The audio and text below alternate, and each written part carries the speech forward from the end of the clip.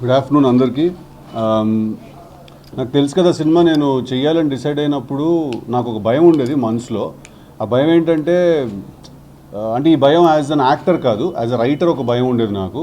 అదేంటంటే ప్రతి సీన్లో ఒక రెండు మంచి పంచ్లు, లేకపోతే ఒక 100% రెండు వన్ లైనర్లు కానీ, ఏదో ఒక ట్విస్ట్ ఇవ్వడం కానీ, ఏదో ఒక కామెడీ చేయడం కానీ, ఇలాంటిది ఏదైనా చెయ్యకపోతే థియేటర్ని మనం హోల్డ్ చేయగలుగుతాం, లేదా థియేటర్లో ఎనర్జీని, అంటే థియేటర్లో కూర్చుని ఉన్న వాళ్ళకి బోర్ కొట్టకుండా మనం ఒక సీన్ని మనం చూపించగలుగుతాం లేదని ఒక భయం ఉండేది.